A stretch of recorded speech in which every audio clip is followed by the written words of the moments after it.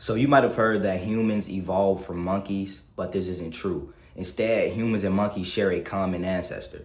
Now you might be asking, what does that mean? Well, I'm going to explain to you what it all means, simply and easily. Now to explain my first point a little more, humans and monkeys share a common ancestor that branched off into separate, distinct species around 25 to 30 million years ago, right? So think of evolution like a tree, like a family tree, right? And it's a tree and it just branches off. So because one species can branch off and evolve into different species, that doesn't mean the original species would disappear, because it's like a tree. It just branches off of each other. In order to fully understand how evolution works, we must talk about variations, because variations are the source of all evolutionary change. So a variation is a natural difference in traits between organisms of the same species, right? So this includes hair texture, eye shape, skin color. All of these are variations within our species. Now, there are two main things that cause these variations. You have mutations and you have sexual reproduction. Now, what is a mutation? A mutation is a random change in your DNA. This happens when the cell fails to copy itself.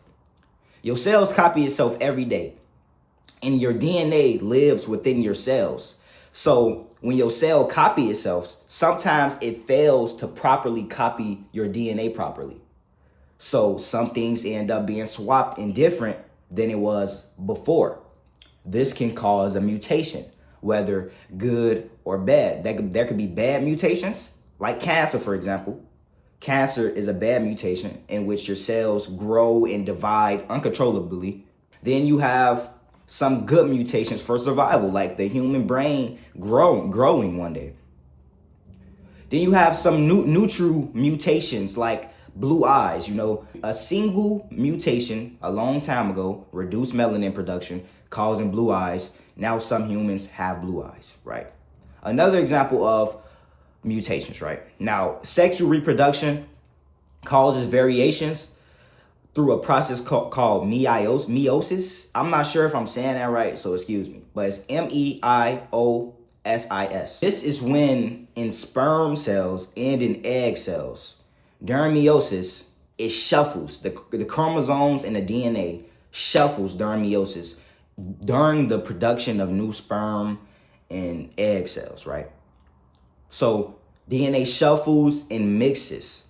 So you have a whole brand new set of DNA in your reproductive cells, possibly, because of this process, because your chromosomes are shuffling and mixing to pass it on to the next generation. Also, not to mention the obvious fact that there are like trillions of possible genetic outcomes for a child, because any human can reproduce with any other human, causing plenty of variations. But mutations are not the only driver for evolution. It is natural selection alongside mutations, which drives evolution. Natural selection is the idea that good and useful traits will help an organism survive long enough to reproduce and pass on those good traits. Then over time, those good traits become common in a species over time, over millions of years. So natural selection is intentional, but mutations are random, right? Because mutations can happen at any given point because of a random failed copy. But natural selection is kind of like the filter for mutations, right? So if your mutation sucks and it doesn't do anything to help you survive, you will most likely die. And no traits will get passed on. Those don't get passed on because it didn't help with your survival. But if a trait do help with that survival, it will get passed on most likely. This is evolution. So for example, let's say one day a mutation happened that allowed a kid to have extra brain development. Let's say this happened 3 million years ago. I'm just making an example. It allowed a human kid to have extra brain development. This is the first kid with an expand brain, right? Now this kid is super smart.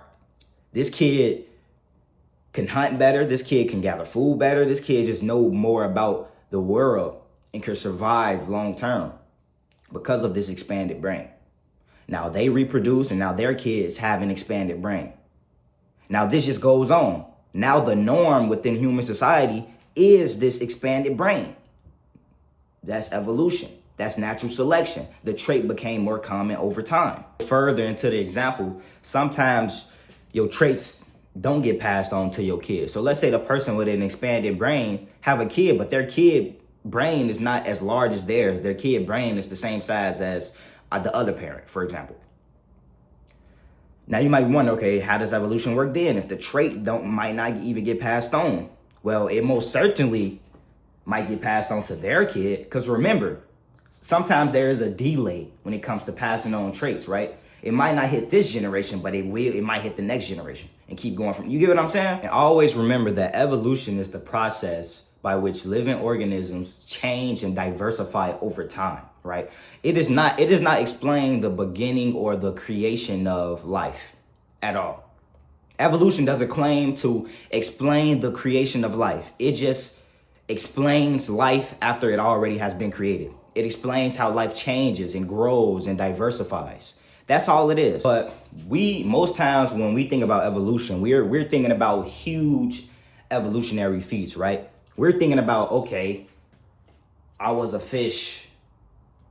Now I'm a human. How did that happen? Well, you were never a fish. You are just a human.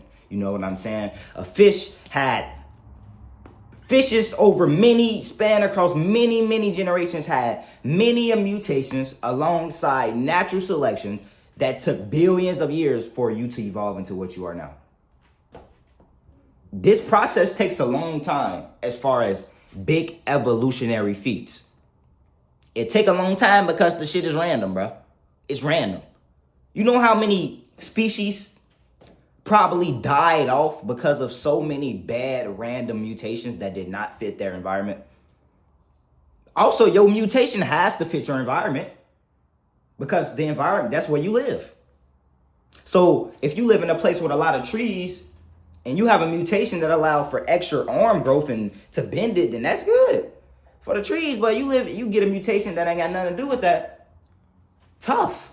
Also, I hear some people say, well, isn't evolution just a theory? Yes, evolution is just a theory, but what a theory means in science and in colloquial speech is different. In everyday speech, a theory is just like a guess, a hunch, an unproven idea.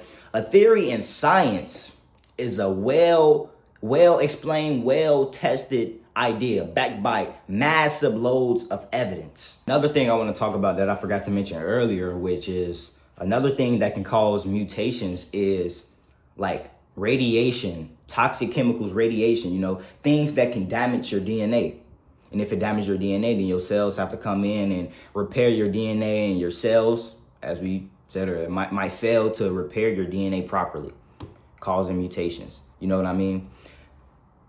So I hope I explained evolution, the basics of evolution pretty well.